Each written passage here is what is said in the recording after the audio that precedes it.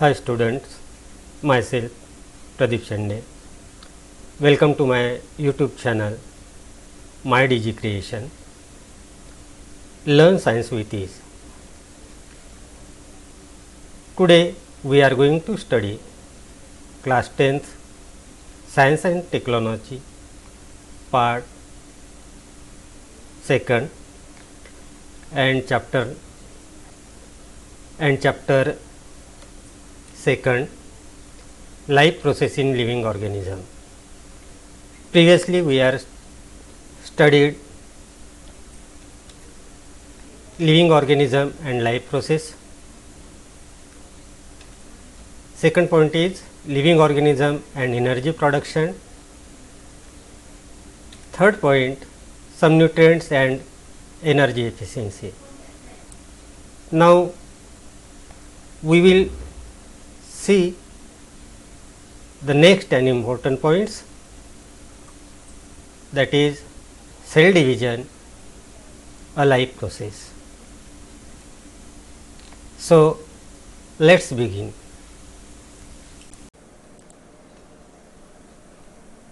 Cell division,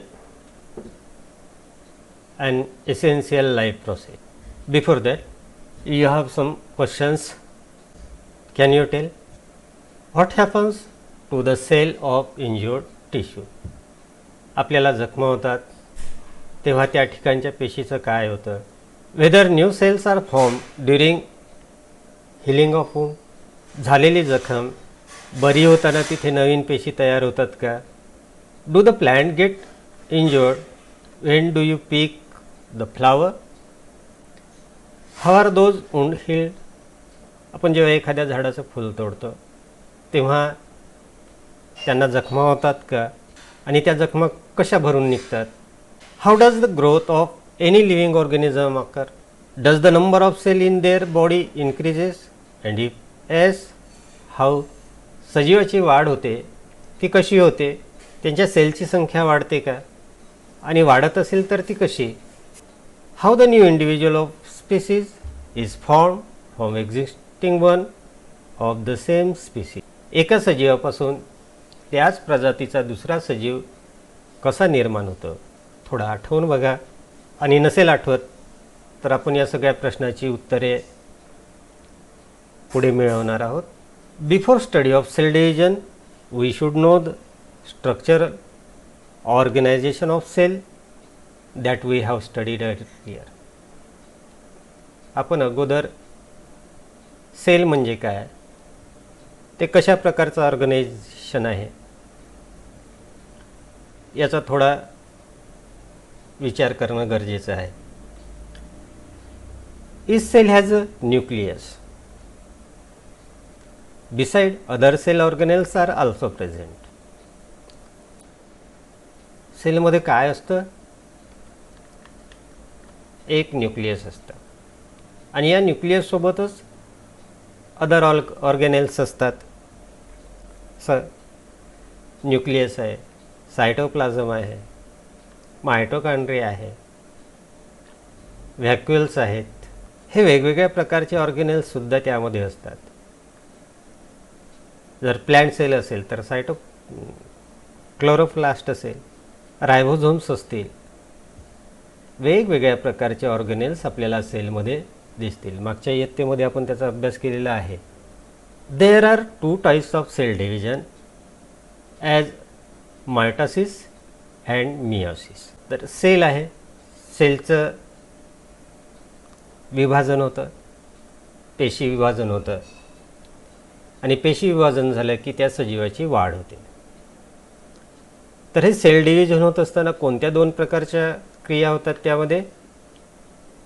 first one is mitosis and second one is meiosis. Mitosis occur in somatic cell and stem cell of the body. Mitosis ही process कुठे होतं? तर ती somatic sale आणि stem सेलमध्ये होतं. हे बॉडीमध्ये सोमॅटिक सेल्स असतात आणि स्टेम सेल्स असतात, त्याच्यामध्ये होतं. whereas meiosis occur in germ cell. Meiosis कुठं होतं तर त्या जर्म सेल्समध्ये. Cell division is one of the very important properties of cell and living organism. ही जी सेल डिव्हिजन प्रक्रिया आहे ही सजीवामधील महत्त्वाची प्रॉपर्टीज आहे, ज्याला गुणधर्म म्हणतो. त्याच प्रॉपर्टीमुळे आपण सजीव आणि निर्जीवामधील फरक करतो. Due two of this property only a new organism is form from existing one. याच गुणधर्माच्या आधारे एका सजीवापासून दुसऱ्या सजीवाची निर्मिती होत असते. A multicellular organism grow up and emaciated body can be restored. जे बहुपेशीय सजीव आहेत तेच बहुपेशीय सजीव त्यांचा वाढ आणि विकास होतो आणि त्यांची बॉडी जी आहे ते रिस्टोर्ड केल्या जाते. Let us study the cell division with the help of this information. आपल्याला जी माहिती आहे, सजीवाचे गुणधर्म माहीत आहे, सेलचे गुणधर्म माहीत आहे, सेलचे ऑर्गॅनेल्स माहीत आहे, तर याचे डिव्हिजन कशा होतात? मायटॉसिस अँड मियोसिस प्रक्रियेने, सूत्री विभाजन आणि अर्धसूत्री विभाजनाने. Before any type of cell division the cell develop. It is chromosome number present in its nuclei. That is, if chromosome number is 2n number, it is doubled up to 4n. तर जेव्हा केव्हा sale division होते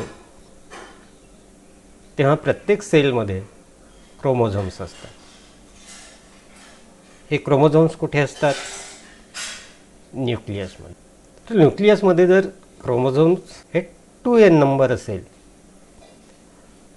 diploid number of chromosomes असतील, तर ते double होतात up to 4 number, त्याची दुप्पट. Can you recall what is the shape of chromosome? तुम्ही या फिगरला नाव देऊ शकाल काय? ही आहे क्रोमोझोमची फिगर. याला आपण जो शॉर्टन आर्म असतो, जो शॉर्ट आर्म असतो त्याला पी आर्म असं म्हणतो.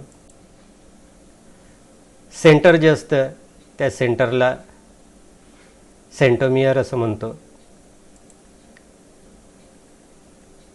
या क्रोमोझोमचा जो मोठा आर्म आहे त्याला क्यू आर्म म्हणतात.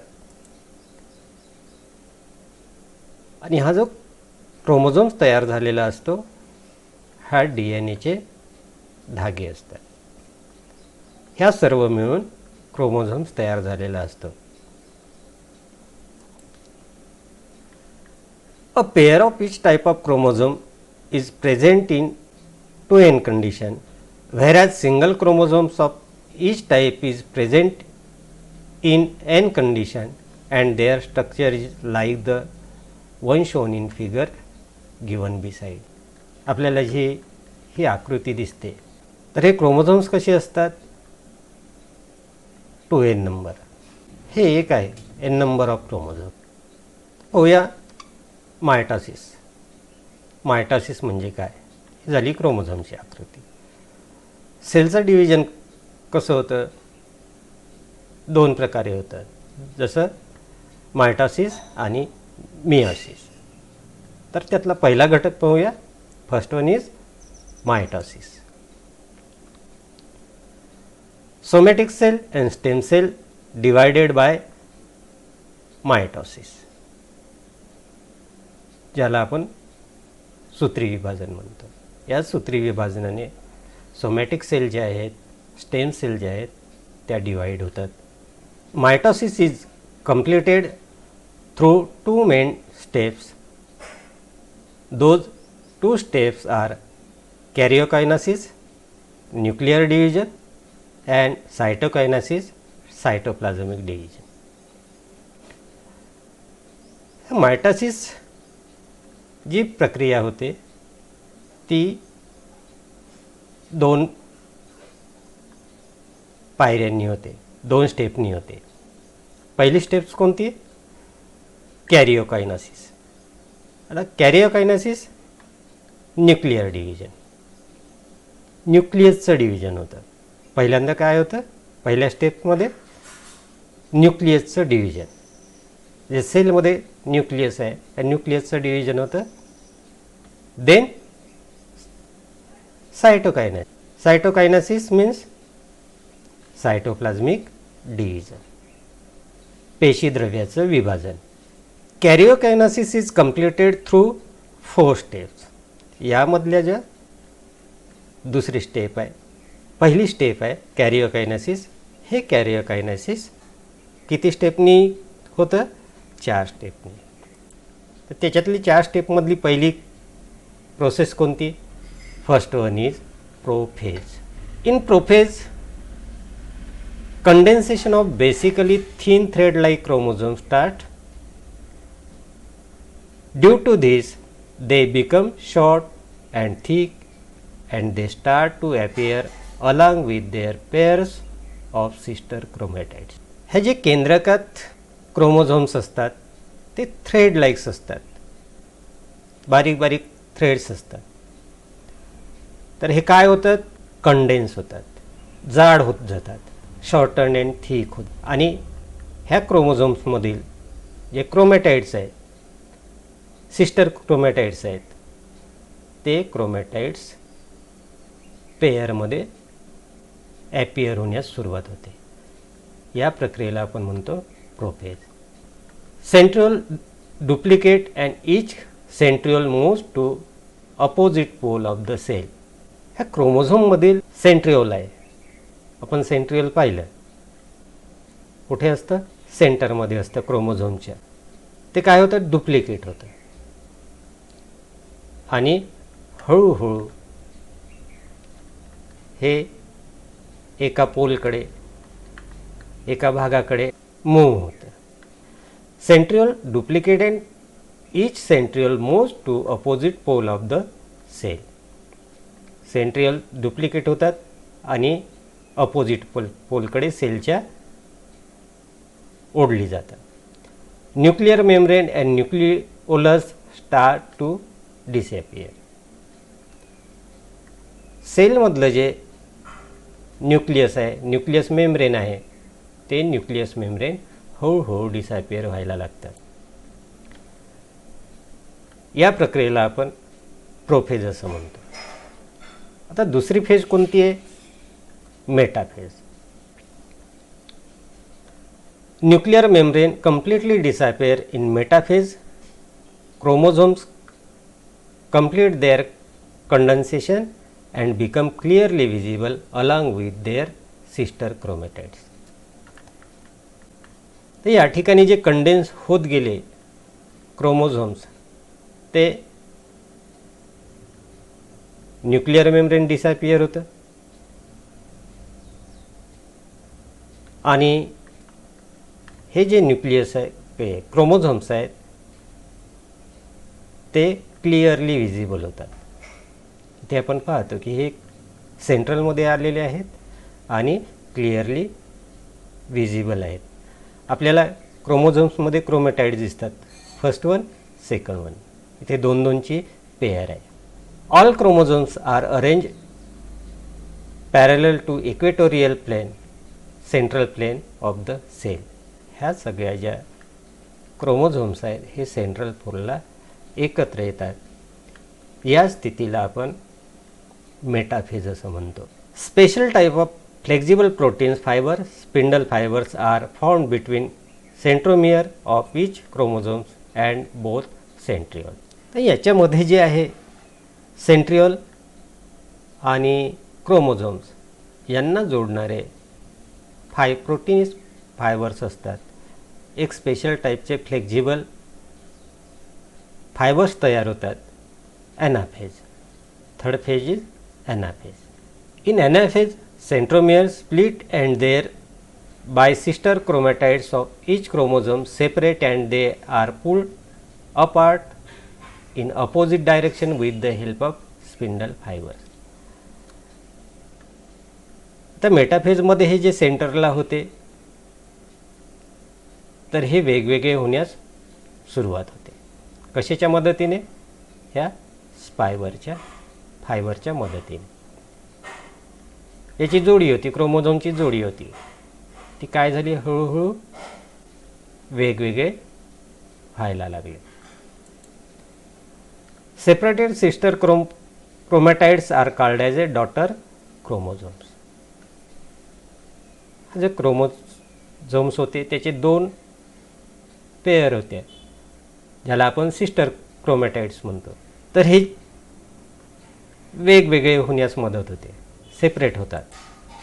Chromosomes being pulled appear like bunch of bananas. In this way, each set of chromosomes reach at 2 opposite pole of the cell. हळूहळू हे दोन्ही जे सिस्टर क्रोमोझोम्स आहेत ते हळूहळू या पोलकडे खेचले जातात. जसं केळाची बंच आहे, केळाचा घड आहे, अशासारखे ते एकमेकाकडे ओढल्या जातात. ह्या ओढण्याच्या प्रक्रियेला आपण ॲनाफेज असं म्हणतो. 4th प्रकार आहे telophase. The chromosomes which have reached at opposite pole of the cell now start to decondense, due to which they again become thread like thin and invisible. हळूहळू ते या पोलला गेल्यानंतर इथे पुन्हा ते डिसअपिअर होण्यास सुरुवात होते आणि इनविजिबल होतात. Nuclear membrane is form around each set of chromosomes reach at pole. Thus 2 daughter nuclear are form in a cell. हळूहळू हे डिसअपिअर होऊन याच्या सभोवताल न्यूक्लियर मेम्ब्रेन तयार होतं, 2 न्यूक्लियस तयार होतात. Nucleus also appear in daughter nuclear. Spindle fibre completely disappear. हे जे स्पिंडल फायबर तयार झाले होते हे सुद्धा या ठिकाणी डिसअपिअर होतात आणि या प्रक्रियेला आपण टीलोफेज असं म्हणतो. In this way karyokinesis complete and cytokinesis begin. अशा पद्धतीने कॅरिओकायनेसिस ही प्रोसेस पूर्ण होते आणि आता सायटोकायनेसिस प्रक्रिया सुरू होते. 2 सेल सेपरेट, न्यूक्लियस सेपरेट झाले. आता हळूहळू cytoplasm divided into 2 and new cell form which is called as daughter cell. हळूहळू याचे सायटोप्लाझमचं डिव्हिजन होऊन वेगळ्या 2 सेल तयार होतात. या प्रक्रियेला आपण सायटोकायनेसिस म्हणतो. In this process a notch is form at equatorial plane of the cell which deepen gradually and thereby 2 new cells are formed. However, in case of plant cell, instead of the notch, a cell plate is formed exactly along middle of the cell and thus karyokinesis is completed. Meiosis is essential for growth of the body.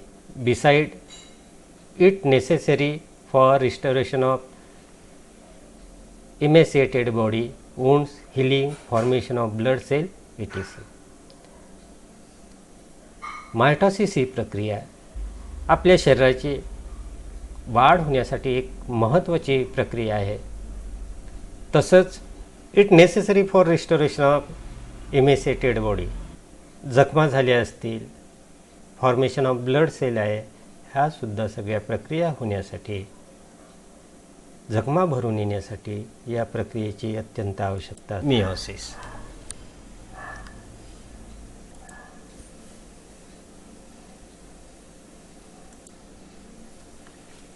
Meiosis is completed through 2 stages. Those 2 stages are meiosis 1 and meiosis 2. In meiosis 1, recombination crossing over occur between homologous chromosomes and thereafter those homologous chromosomes, not sister chromatids, are divided into 2 groups and thus 2 haploid cells are form. या मिओसिसमध्ये काय होतं, आता prophase anaphase ह्या प्रक्रिया जसं आपण मायटॉसिसमध्ये बघितल्या तसंच आहे, परंतु इथे नेमकं काय होतं की recombination or crossing over between homologous chromosome. यात काय होतं, क्रॉसिंग ओव्हर होतं. कोणाचं? क्रोमोझोमचं. हे होमोलोगस क्रोमोझोम्स आहे. तर होमोलोगस आणि हेट्रोलोगस. होमोलोगस म्हणजे काय, तर सारख्या आकाराचे क्रोमोझोम जे आहे ते एकत्र येतात आणि ते एकत्र येऊन त्याचे 2 भागात विभाजन होतं. आणि 2 भागात विभाजन झालं की ते एकगुणित किंवा n नंबर ऑफ क्रोमोझोम्समध्ये डिवाइड होतं. मायटॉसिसमध्ये 2चे 4 झाले, परंतु यामध्ये तसं होत नाही. तर काय होतं, जे क्रोमोझोम्स आहे 2n नंबर ऑफ क्रोमोझोम्स आहे, डिप्लॉइड क्रोमोझोम्स आहे आणि होमोलोगस आहे. होमोलोगस सारख्या आकाराचे क्रोमोझोम्स हे क्रॉसिंग ओव्हर होतात, म्हणजे दोघांचेही गुणधर्म एकत्र येतात आणि त्याच्यापासून एकगुणित गुणसूत्र तयार होतात. प्रक्रिया तीच आहे प्रोफेजची. न्यूक्लिअर मेम्ब्रेन डिसॅपियर होणे, क्रोमोझोम्स आहे थ्रेड लाईक आहेत ते कंडेन्स होणे, जाड होणे, ह्या प्रक्रिया त्याच्यानुसारच होतात. परंतु या ठिकाणी मात्र एक महत्त्वाचा फरक आहे की ते मायटॉसिसमध्ये 4 नंबर ऑफ क्रोमोझोम्स होतात, त्याची संख्या डबल होते, परंतु यामध्ये मात्र त्याची संख्या अर्धी होते. मिओसिस सेकंडमध्ये is just like mitosis in this stage. The 2 haploid daughter cell are formed in meiosis 1 undergo division by separation of recombine. Then meiosis second is just like mitosis. In this stage, the 2 haploid daughter cells formed in meiosis first undergo division by separation of recombined sister chromatids and 4 haploid daughter cell are formed. याच्यामध्ये काय होतं, पुन्हा recombination होतं आणि 2 ज्या cells आहेत त्याचे 4 मध्ये डिवायडेशन होतं. Process of gamete production and spore formation occur by meiosis. In this type of cell division 4 haploid daughter cells are form 1 diploid 2 number of cells.